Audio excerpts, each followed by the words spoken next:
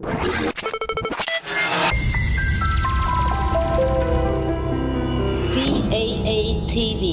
Vietnamese American Arizona Television.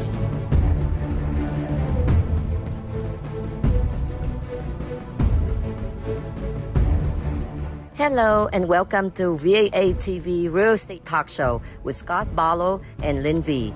Investing can be tricky, especially for the beginner. However, with the right knowledge and understanding, you can achieve success in your investment. Our talk show is designed to bring out great topic for investors like you. Here we are. Hello, thanks for watching VAATV.com. So we come back to the real estate show with Mr. Scott Barlow from SF Fowler Real Estate Investment. How are you this evening? Very good, Scott. It looked like today is like a storm or something. A lot of wind that blowing. Yeah. So I was late on the way here. Sorry, we start a little bit late. Well, we'll do fine, I'm sure. So because of that, so we would like to know, like, continue from the last topic last week about the market analysis. Right? Yeah. So what we were proposing to talk about this week was single family versus multifamily homes, and then get into a little bit more specifics on it. So there's the first slide, and it's introducing the topic. Yeah. The next one is talking about cost differences. And if we can pull that slide up. So this tells let's talk real quickly about what market trends are for single-family homes and multifamily homes in this area. So single-family homes, currently, we do have some properties that are coming on the market. There is still a shortage of properties. We're still way below where we would typically be if we were in a balanced market. Now, that's not to say that there aren't properties out there that if you're looking to purchase a property for investment purposes, that they're still out there. But as we've said before, you really need to analyze it. You need to look at those things with a keen eye to make sure that it's going to cash flow. The last thing you want to do is buy an investment property and you're having to constantly reinvest in it. What you want is you want cash flow to come from that tenant. Right. So analysis of the property is important. By the same token, investors always like multifamily properties. And one of the advantages of a multifamily property, of course, versus a single family property is if that single family property is vacant, that's 100% vacancy. Right. If you have a duplex and one side is vacant, that's a 50% vacancy. If you have a threeplex and one side, it's 33%. So the more apartments you have, a single vacancy has less effect on your overall bottom line. Yep. And so you have multiple streams of cash coming in to help you pay down your mortgage. Right. Or if you just buy it outright for cash, of course, that's a greater cash flow for you. Yes.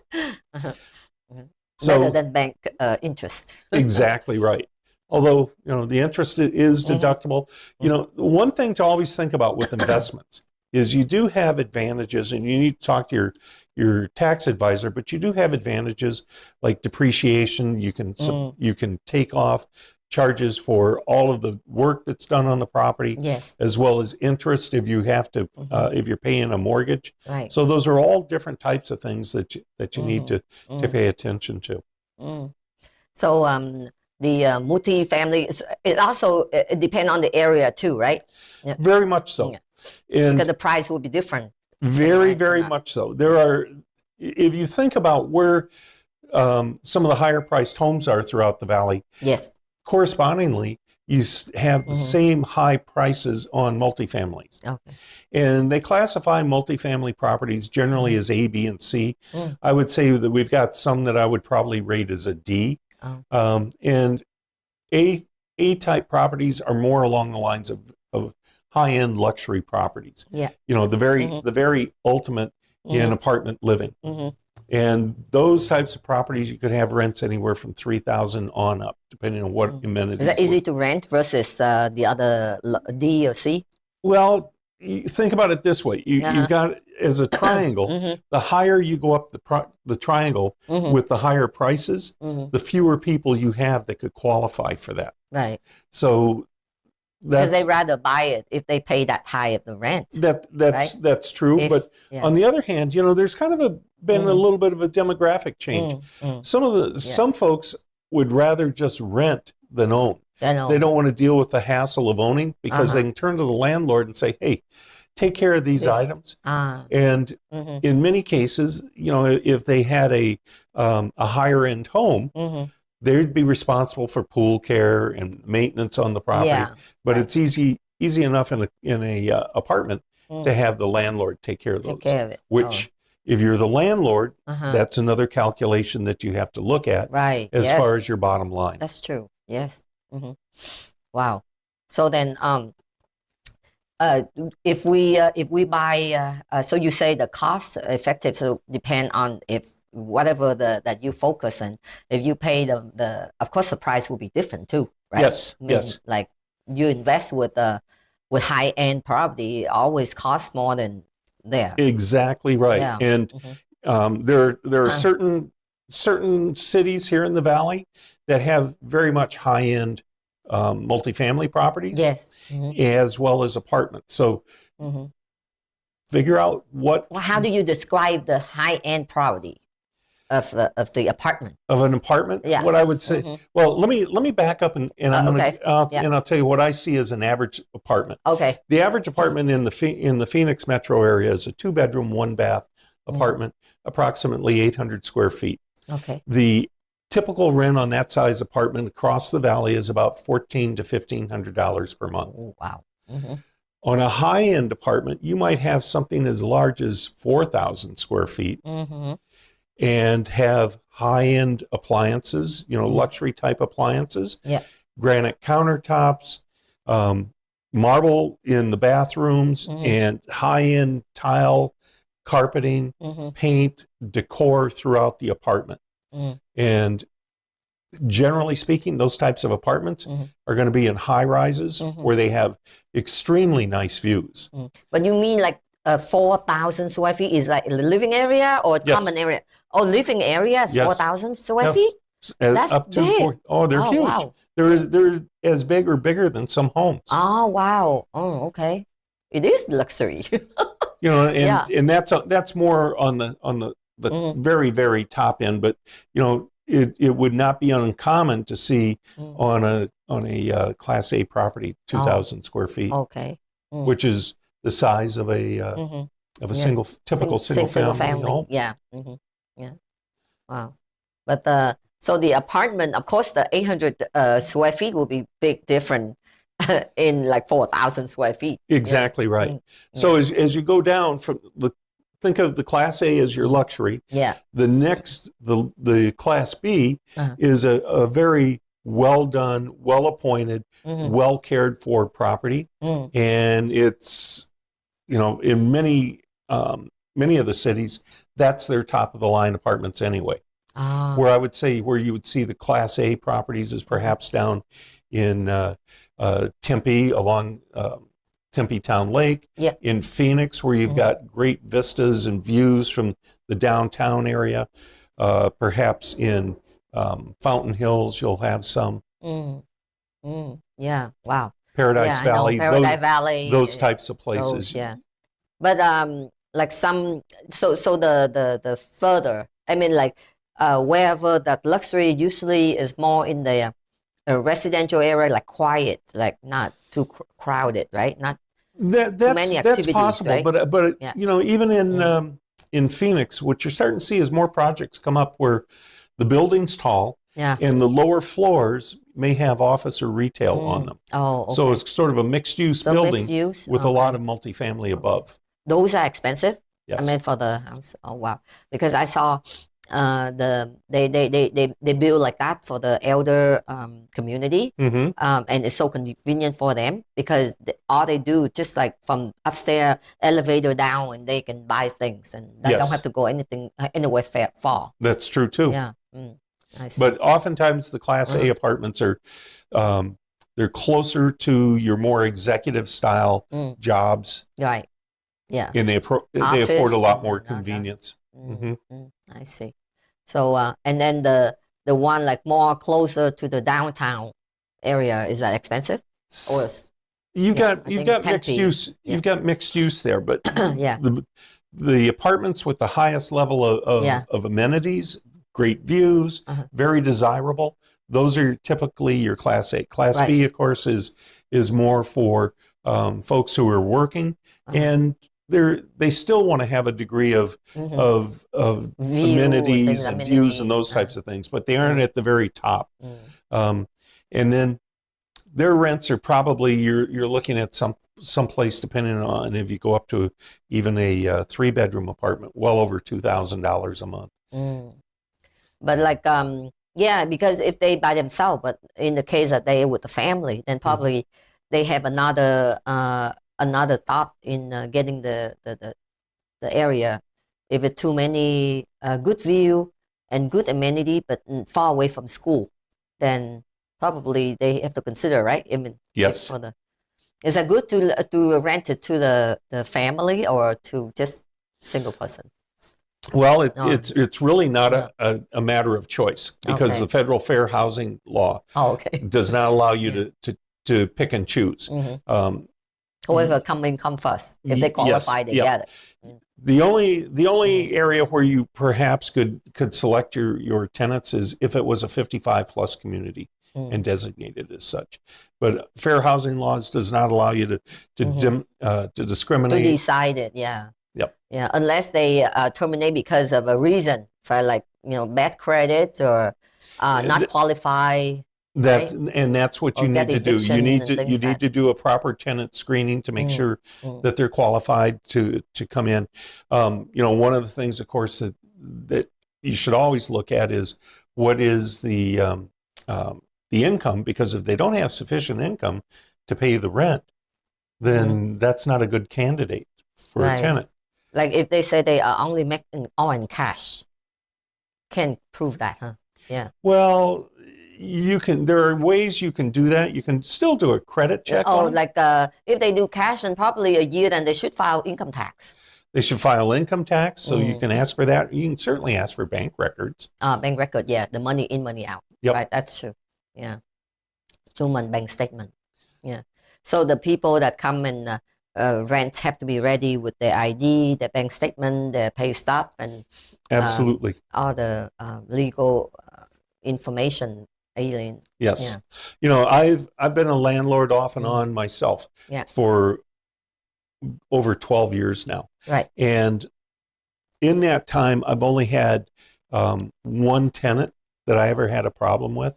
And it was less about the tenant's finances than the tenant had some other issues and needed to move out. So okay. But they notify you in advance, not like trash the place or not paying rent and all that. No, I didn't. Wow. I didn't have that problem.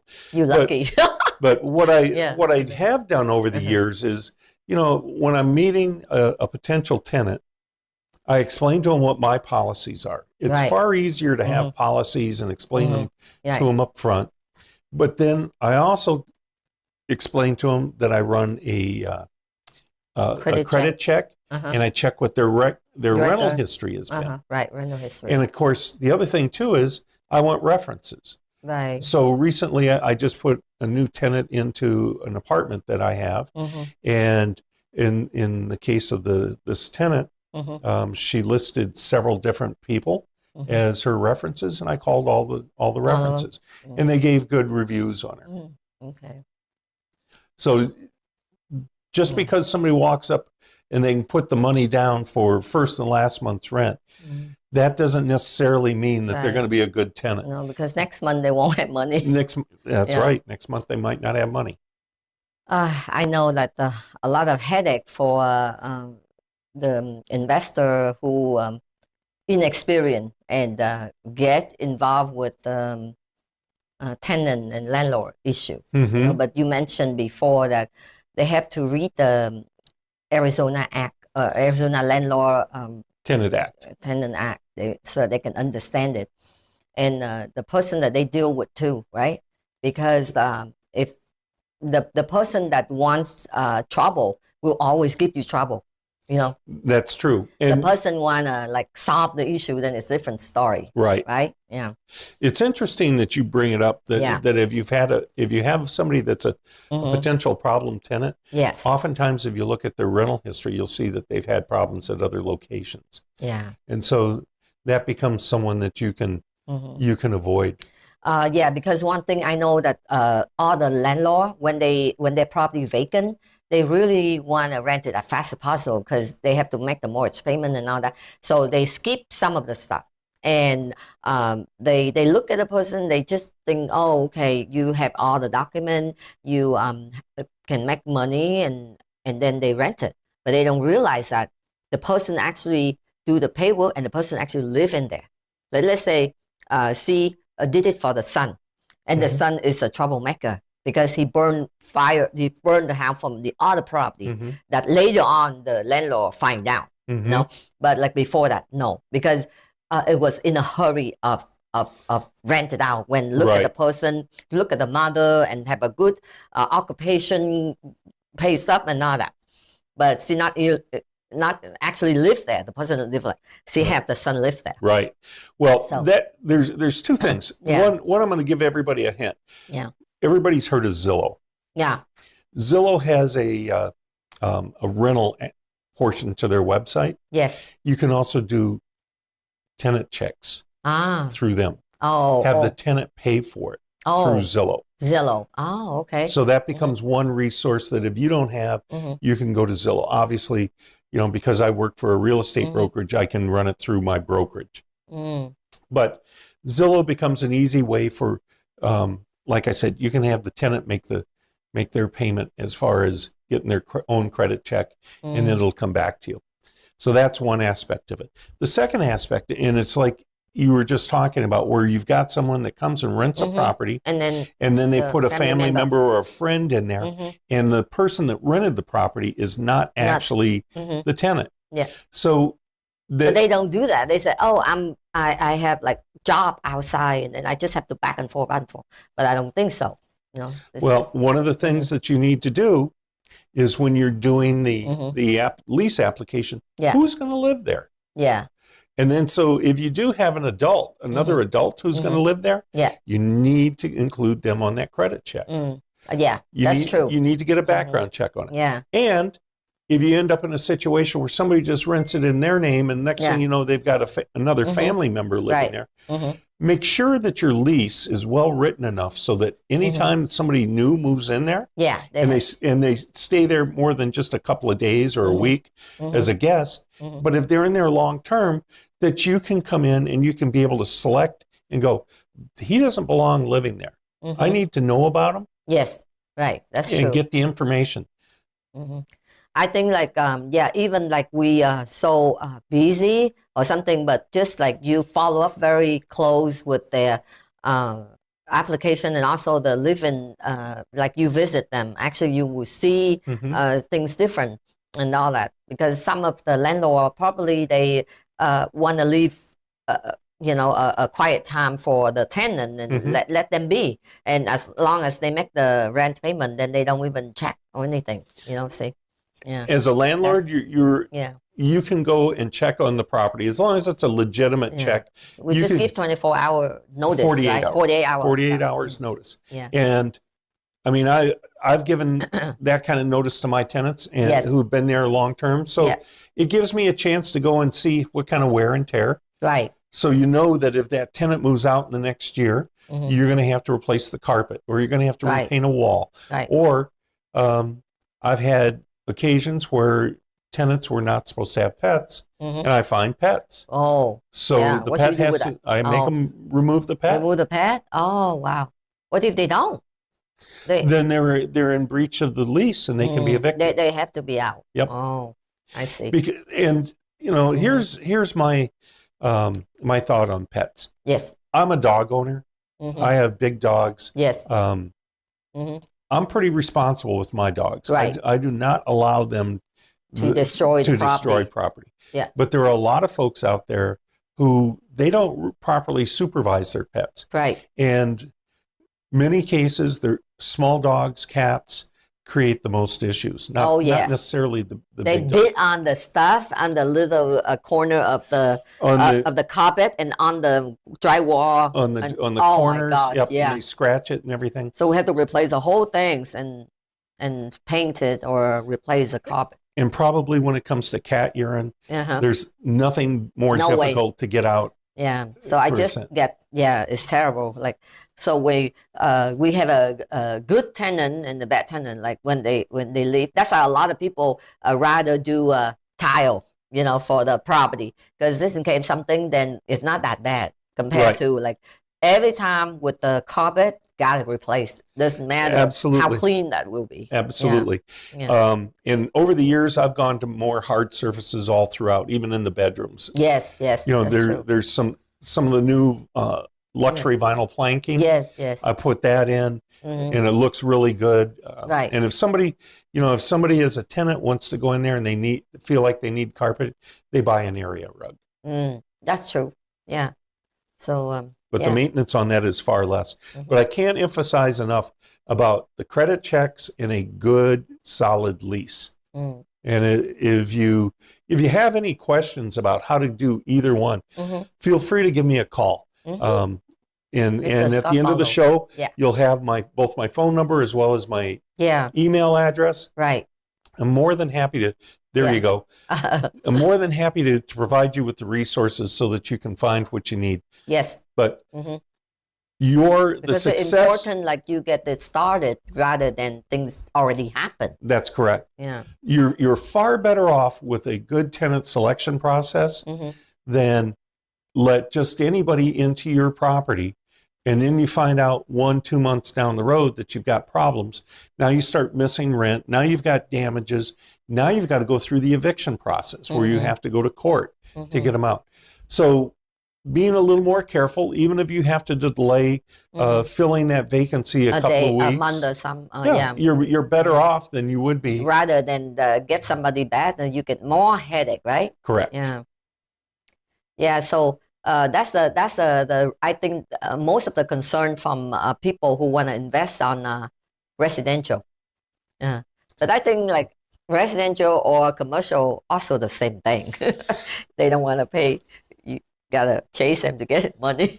Well, and once again, even when you're doing commercial, you can select good tenants or use a tenant screening process.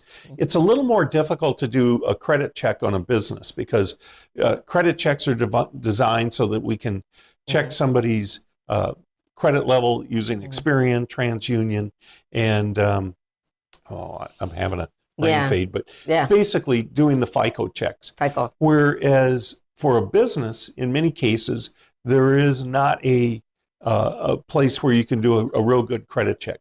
Dun & Bradstreet can do some things on some corporations if that's something that you want to check on. But when it comes to a business, especially a sole proprietorship, somebody that's an LLC, what you may want to ask them for is bank statements, credit references, business references, just to see how they've conducted their business in the past. Yeah. Bank statements, yes. Yeah.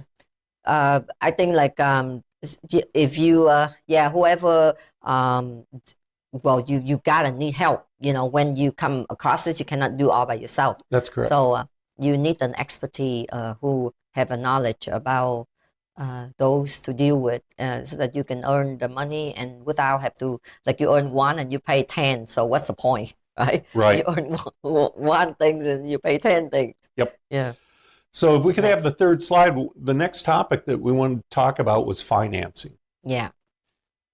Now, what financing options are typically available for a new investor in single-family and multifamily homes? Well, with single-family homes, the traditional financing options are always on the table. You have conventional, which depending on the property and depending on your credit worthiness, anywhere from 10 to 25% down. Right.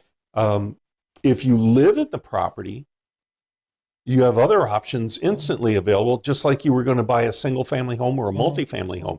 You have FHA, which is substantially reduced for your down payment. And you have VA, the Veterans Administration, has loans for veterans, and you can move in truly for nothing down. And then, of course, there are other different loan options, buy downs, and everything that are available. The key thing is, are you living in the property in one of the units? And something you might want to think about when if you were to live in a unit, let's say you were just starting off in investing and you bought a duplex. So you live in one side, you use residential financing to purchase that duplex, and then you have a tenant. And that tenant's helping pay your mortgage. Right. So you'll need to live there for 2 years. Oh, there you go. That's a question I want to ask you, because sometimes when you say like you live there, but down the line, like a few months later, there's something happened that make you have to be away or like move out of that, then that's not considered, right? I mean, they're not allowed.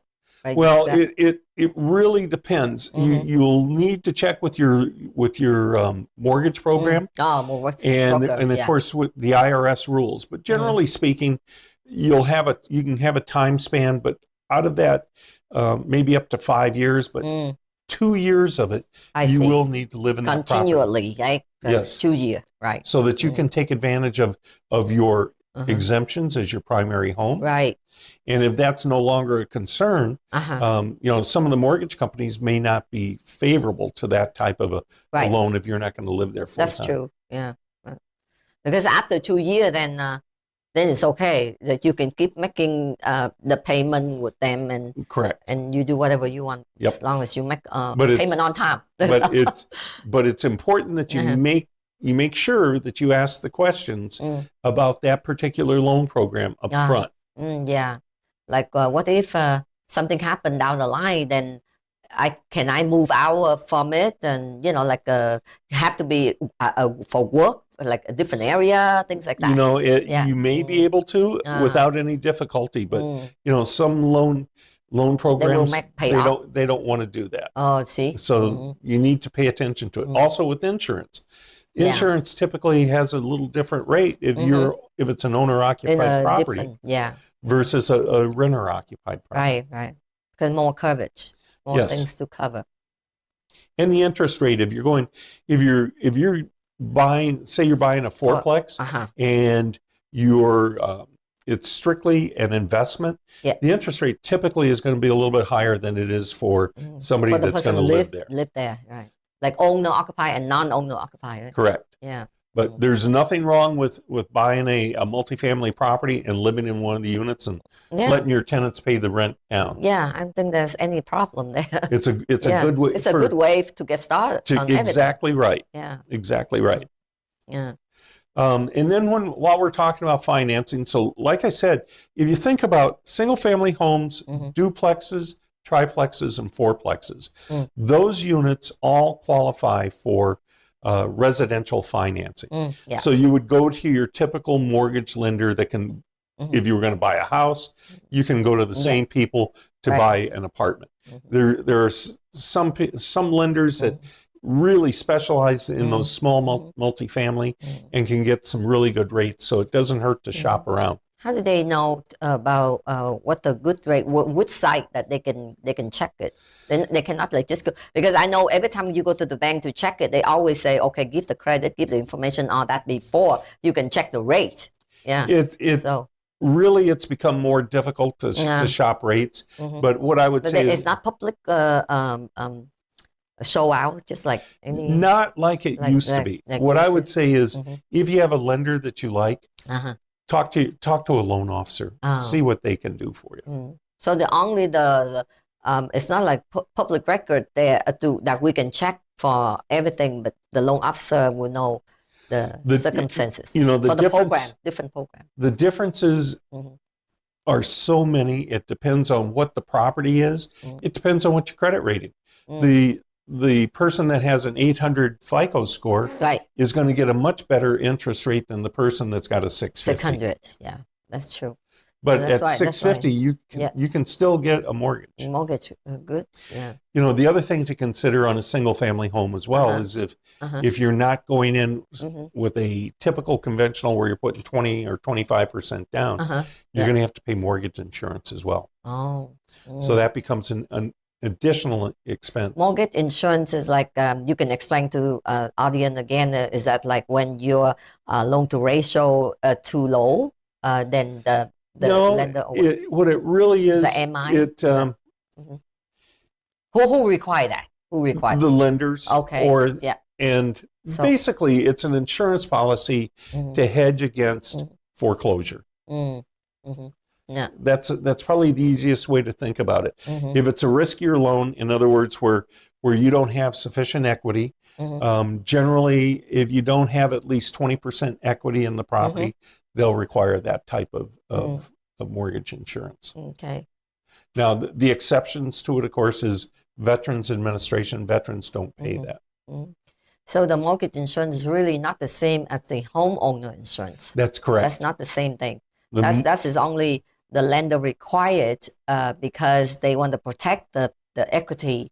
I mean, they want to make sure that the enough equity in the property, right? At least 20%. Or at least 20% or more. And that's typically the cutoff. Think of the mortgage insurance as an insurance policy to benefit the lender, or it could end up being the investor who buys the bundles of mortgages, but it protects them against default. So, like, let's say, if, how can they contact the lender when they think the value up, so that they can eliminate that insurance? They can contact them, have another appraisal done. Or if you refinance. Okay. You know, if you say a few years down the road you refinance, you've got sufficient appreciation, you put more money down, and you know, if you got a $400,000 house and you originally only put $50,000 down, you know, that's not enough. You're still going to have to pay mortgage insurance. But let's suppose that you put another bunch of money down when you refinance, and now you're only your house is worth well over $400,000, and you're refinancing it for less than $300,000. But the mortgage insurance is not going to be like huge, right? I mean, they have a low percentage, like not like a homeowner insurance. That's very pricey nowadays. Yeah. Well, homeowners insurance, of course, is based off loss that the insurance companies have had. Like sometimes, like in California, I heard some of the insurance company, they stop selling homeowner insurance over there. That's correct. And here in the state of Arizona, I know that a number of insurance companies, their insurance rates for homeowners insurance has gone up significantly. Yeah, significantly. Wow. It's really high. So we have to think of all the criteria, you know, for when what is it that you're looking for, but like you want luxurious, you want or you want to save and you know, start up with something small, move up later with the multiple family, also a very great option to think of. The one thing that I didn't get into is what happens with five apartments or more. Yes. Five apartments or more are considered commercial loans. So they no longer fit into the residential. Right. There are typically regional banks and other large investors will lend money on those. And the term and the interest rate can vary significantly. So there are people out there who do it. Obviously, they're buying and selling them every single day. They do very quick, right? Yes. Like flip right away, right? Yes. Yeah. The interesting thing is when you get into commercial loans, not all lenders are created the same. Right. You need to find a lender who knows that niche of the business. For example, somebody that lends on an automotive garage is probably not the right lender to lend on an apartment. That's true. The reason being, the guy or the banker that knows how to lend on an automotive or a industrial that's kind of property, business, and this is residential. Yep. Right. But they understand the different nuances of that particular type of property. Whereas with a residential lender or residential multifamily type, they understand that business better. So you really want to go to and find which lenders are the best for those types of properties. So you think like is that good to get into the commercial for the business or the real residential? Well, what I would say is that I see most folks who get into commercial properties, they start with multifamily, and the reason being they understand they probably they've probably have already had a single family home they've rented. They might have had a duplex or a fourplex they've rented, so they understand that business. And then to move up to 5 or 10 units, it's scalability. It's just more doors and that's what we refer to the apartments as doors that are producing income for you. Yeah. So you can, even though you've got more, the basics of it are the same, even if you've got 5 units versus 100 units. Now the different moving parts, because you certainly have a lot more apartments, you have more people, you've got more wear and tear that you have to take up more maintenance, but you also have more income. So each of those needs to be analyzed. It needs to be put on financial documents so that you can see what your profit and loss is in each of those instances. But the principles are pretty much the same when it comes to the size of an apartment complex. It's strictly a variation of how many apartments you have. Right. That's good. Yeah. So so they that's give them a choice, like a wide choice to think, put some thought in it, whether they want to get into the investment for the small and go further, or go straight to shortcut. Yes. Then you will need a good management company who will take care of you. That's right. Yeah. If we could have that 4th slide, please. So this is just to remind us about management and maintenance. And managing the apartment or even a single family home. Yeah. That includes the things such as collecting the rent. Oftentimes you've got rental taxes that need to be paid to the city or the county. Right. You've got property taxes that need to be paid. So all of those kinds of business any violation, things like Yep. But all of those business related types of things, that's what you do as management, whether you do it yourself as a self-managed, or if you get up to 100 units, you aren't going to want to manage that yourself. You want to have a professional management because company. they have a system. They know right away. They go from, everything like very cleared out. Yeah. Absolutely. And then on the maintenance side of things, I always suggest to folks that if you have a problem with your roof, your air conditioning, your electrical, your plumbing, those types of things, they're all mechanically based. And coincidentally, those tradespeople are individually licensed. You have general contractors, but you have specific roofing contractors, specific HVAC contractors, plumbing contractors, electrical. Those types of people are specialty trades, and you should really look to bring those types of people in to take care of things. Which, if you think about it, what are the things that can damage your building the most? If the roof is leaking, if you've got toilets or sinks leaking, if your air conditioning system is plugged up and you get moisture or condensation backing up from that, or if you have electrical issues where you have things sparking, those can all be health and safety issues. Right. So that's why you want to have a specialty contractor take care of those. Take care of it. And coincidentally, under the Register of Contractors requirements, they have to warranty their work. Right. So that if there is a problem, call them back out and have them fix it. Yeah. But maintaining your property is extremely important. Whether it's the management company or the owner, you need to go out and take a look at the property from time to time and see, it's like we were talking about here at the beginning of the show, we have a storm coming in. Right. So suppose a storm comes in and you've got a tree that goes down, or you've got tiles that come loose. Right. Those types of things, you want to get those addressed and fixed as quickly as you can, because if you have missing tiles or if you have damage to the building from a tree falling, those allow water intrusion. And the water intrusion over time is what damages your building most significantly. That's true. Yeah. Wow. Yeah, so a lot of things to look at. Of course, if you want to invest into a big one, like you really need a good management company that can do all those work. Yeah. Yeah, if you have a larger unit, you'll probably want to have a maintenance person on staff, and that maintenance person can take care of a lot of the everyday types of things. You know, if you need to have a lock change, you need to have a door with new screws put in it, or you need to have a garbage disposal or something along those lines. It's pretty simple, pretty straightforward.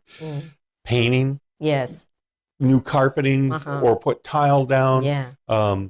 Fixing your irrigation system. All of those different types of things are the things that add to the quality of the housing that you're offering to people, but they're also the types of things that left long term diminish the value of your property, and in some cases can also cause problems. Yes. You know, think about it this way: most of the buildings here in the valley are stucco. Yes. Is stucco a waterproof material? It's really not. No, it's no on waterproof. Because when in the construction of a building with stucco, of course they use a wood or a steel frame, and then to it they'll add insulation panels, and typically they add a waterproof barrier behind it. Then I thought the paint would be waterproof. The paint. Exactly. The paint is your best, on stucco is your best waterproof barrier. So, but oftentimes you'll see buildings that haven't been painted for 10, 15, 20 years. That stucco it's a masonry product, but it is not impermeable to the water. So it can actually allow water intrusion. And over time, the more water intrusion you get into the stucco, it can damage the stucco. So all the more reason to take care of things like that. That's why I say that if you've got a large complex and you've got a maintenance worker, he can take care of those routine types of things. You know, when you get the cracking in the stucco around the windows, caulk them, paint it. You know, keep up with the painting, keep up with the everyday maintenance. One of the worst things that I see that folks do is when they have the wooden fascia on the tile roofs. Yes. And they don't paint it, it gets sun bleached. Yeah. The paint peels off of it. Now the wood starts to curl and pull away, and it no longer can do the things it was designed to do. Whereas if you had a regular schedule of painting, where maybe every 3-4 years, that wood is getting a coat of paint, it helps to maintain it and protect it. Right. Yeah, that's true.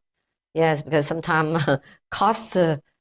Things cost so much, and so they kind of like minimize whatever that need to be done. If they need to, then they gotta do, but they don't. Yeah.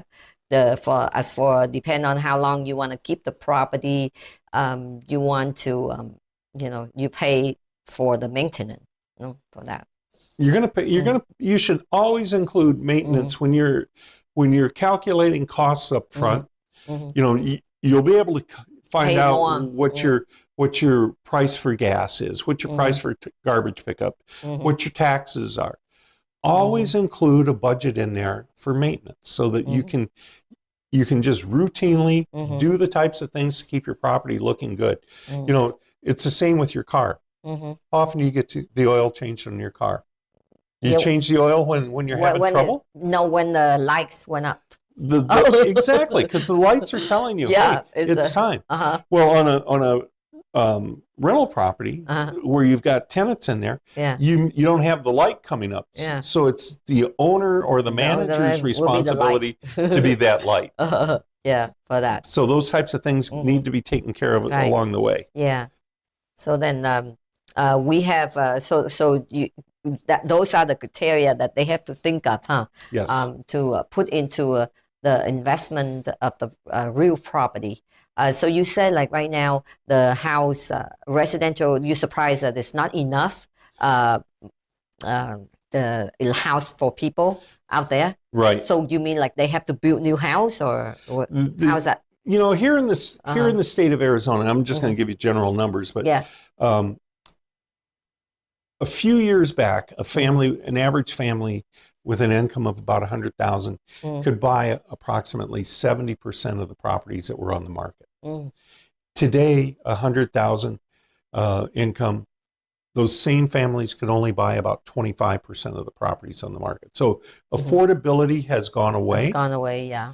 Granted, wages are going up a little bit, but overall, we do not have that many properties that are coming back on the market. For one thing, if you bought a house 2 years ago, 3 years ago, and you got a 3.5% interest rate, how interested would you be in wanting to put your house on the market now and go buy another one with something close to 7%?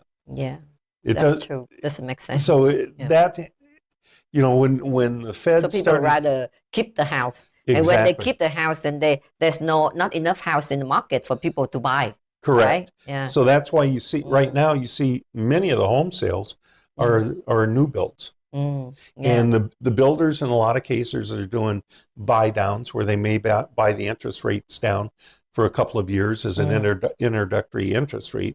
So, you know, you can look at it both ways. Yeah. But wow. On the multifamily side, of course, you know, interest rates were down at the rock bottom where they were on single family homes. But nevertheless, that change in interest rate has affected some people. The key thing there is if you're looking to buy a property, once again, when I was talking about what does it cost you for gas for your tenants, what's it cost for garbage pickup, all of the expenses that you pay, you need to include in there what's it cost to borrow the money to buy the property. And if it comes in and you're cash flowing, at this point, it might make sense to go ahead and purchase that property now. There's a lot of speculation on the part of lenders that by the end of 2024, we're going to see a pretty nice reduction in interest rates. It's highly unlikely we're ever going to see a return to those threes and extremely low rates. Those were historically low, and I think that we'd all agree that they were somewhat artificially reduced just to keep people in the market and keep things moving. You know, if you think about the things that we've had the last few years with COVID and some of the other real estate related issues that were going on, those were reduced to try to incentivize things and keep that business healthy and moving.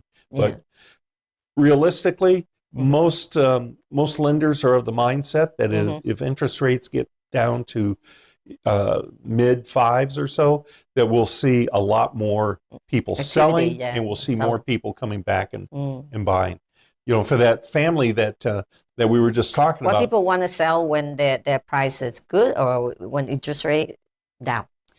Well, it's a matter of looking at both, because if the prices are good, but when you sell your home, you can buy something else, right? You can buy something else, but what amount of interest are you going to pay? Interest rate, yeah. Because so it's low, then it's good to sell it and then get that to buy something else, maybe because make more profit. you could sell your house, make a good profit on it, but yet the interest rates are so high that you don't have the affordability to go buy something significantly better.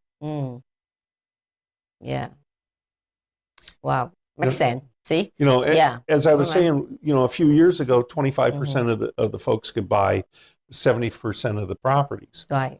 So imagine average home, $400,000. 70% of the folks out there could buy a $400,000 house with those low interest rates. Now, less than 25 or less than 26% of them can buy that $400,000 house. And in many cases, their buying power has been reduced significantly, and they may be only able to afford a house for $350,000. That's true. Yeah. So I can tell you, you know, from looking on the market, there are just not a lot of houses at $350,000. So it makes it difficult for many people to be able to afford housing. And that's part of what causes the issue with affordable housing. So where do those people go? They have to rent. Yeah. And so, you know, that's where as a landlord, you provide a lot of opportunities for people to move in. Right. The rental rates are still lower than what you would to purchase. So we have that going for us.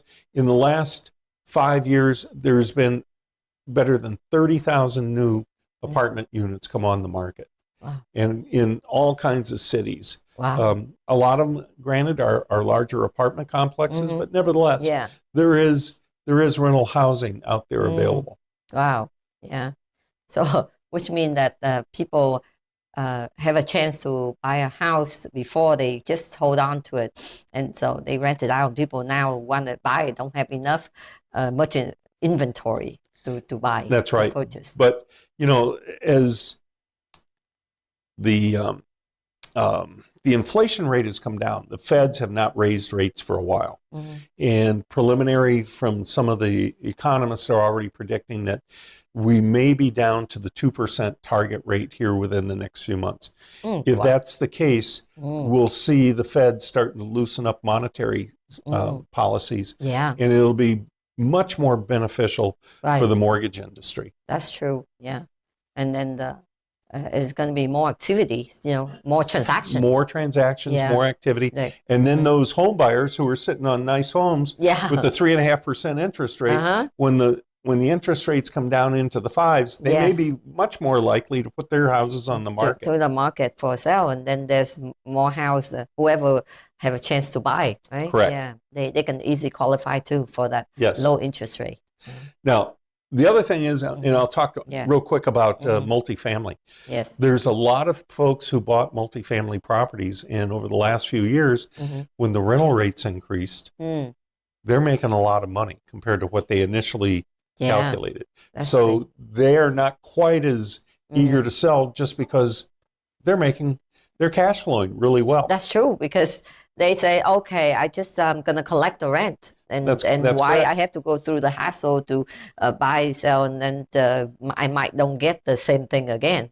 Well, and say you've got a fourplex, and you've got 4 apartments that are all producing about $1,500 a month. So now you're sitting at $6,000 or at the $1,500. But when you bought it, they were only paying about $900. Yeah. So that's a significant increase. Yeah. So when you go look at another apartment to purchase, you may have tenants in there who are paying $1,500 already. Yeah. So where's the opportunity went up? Yeah. To raise rent and increase your profitability? You're going to have to pay for that apartment with $1,500 a month rents per apartment. Yeah. So it slows it down. But that's not to say that there aren't things out there. In some cases, you can find some apartments that, we've talked about doing maintenance. There's a lot of landlords that don't do a lot of maintenance. So those properties, when they do go on the market, they go for less than typical because they have deferred maintenance. TLC, yeah. Tender loving and care. Sometimes they need more than tender loving and care. More than that. Yeah.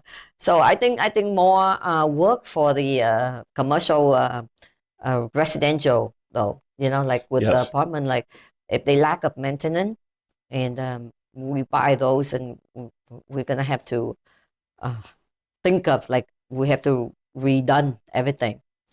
Absolutely. So. The next one is. Slide 5, and that's rental income potential. So just like what we were talking about here just a moment ago. So that if you want to buy something now, you're buying it with today's income. So a single family home, typical or the average rent on a single family home is around $2,200 a month. Average rent on a 2-bedroom, 1-bath apartment is $1,500 a month. You need to look to the future and go, well, if I'm going to buy that and it's going to be a rental property, first off, will it cash flow at the current value? So that's the first thing you want to do, is make sure it's going to cash flow. But the second thing is, if you're looking to increase your income potential, you need to understand where's the market going. In a lot of the cities, we've actually stepped back from the high point of some of the rental rates. Typical rental reduction's been about 3% over this last year. So if you buy it at $1,500 or buying a property and you're anticipating rent from each apartment at $1,500, and the market is slowing, and there's a little bit of retraction going on. So now you have the potential to make less than 1,500, where you actually want to have the ability to have that grow. So when you're looking at the potential for apartments or homes, if you can buy a property which is below market rents, then you can see where your difference might be if you took care of the property and what you could charge in that neighborhood. So that if you bought a property and as a rental property, it's only producing about $1,800 a month as a single family home, and you know that other single family homes in the neighborhood are producing about $2,200. You need to analyze that property and what do I need to do to be able to get that property to where it's producing what the market rent is. Right, that's true. So how do we know that we are in the right rent amount? How can we check that? Well, there's several different places you can check it. Obviously, you can call me. Yeah, obviously. I'd be willing to help you out there. But because I think like you have to run the market analyst, right? Yeah, compare rent. In this day and age, we've got a lot of different resources out there. Yes. I could honestly say, take a look at Zillow. Yeah, Zillow, right? Zillow will give you a basic idea. Can type in the address next to it or something, right? You can even put, if the property's not on the market yet, you can put that on there and see what the rental value would be. Oh, they would say it. They would say that. Any of them. Exactly. But you can also Google. There's a lot of companies out there that provide analytics on multifamily properties. So when I can say that it's $1,400 a month, it's coming from other different sources, and they are folks who produce reports on what's happening with the multifamily market. Okay, good to know. Wow, yeah. So it's pretty good. So this week we have already covered like either apartment versus single family, right? Yes. For the investment.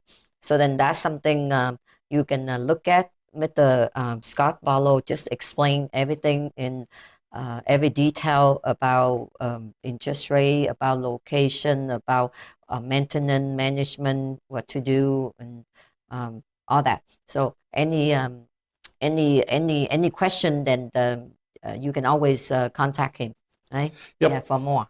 Yes. The one thing I would say before we sign off, and when I'm out, I always carry a paper like this, and it's basically it's a general property information on multifamily.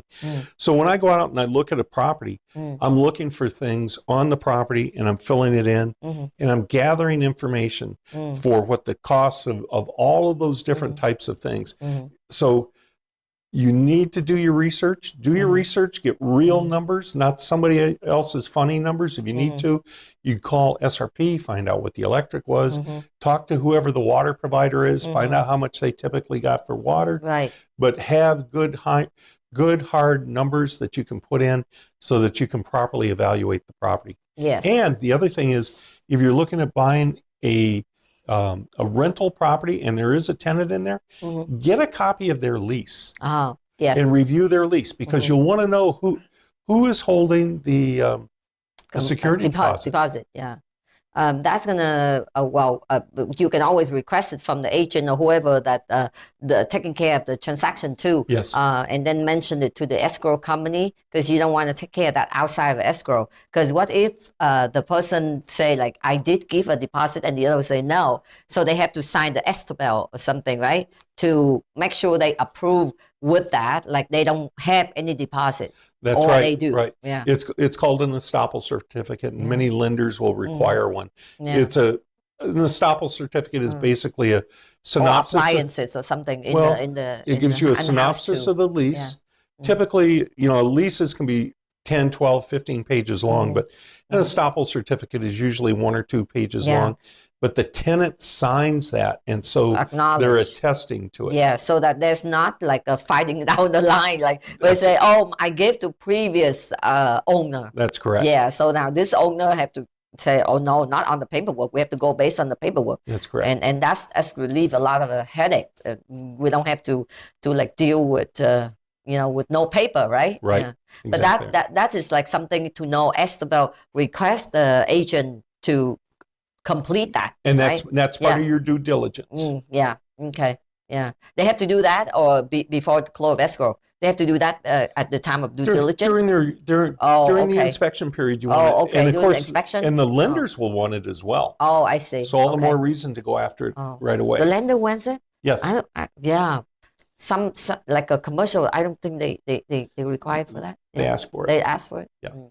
Okay. Because what the lender, when they're looking at any of those properties, what they're really looking at is what's the income potential. Mm-hmm.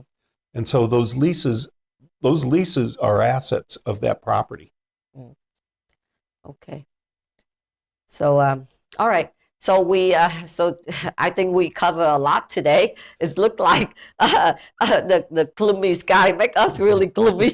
No, I just forgot. We live at right on time actually because we start late. Mm-hmm. So we will hope we'll see you guys next time, and then we have another topic like Mr. Scott Barlow will find out what is it like for the next time, and he will explain to us again, and then we any question, anything that you hear today, whatever concern you regarding to your matter, like already in or out, then you can contact him at the screen right in front of you.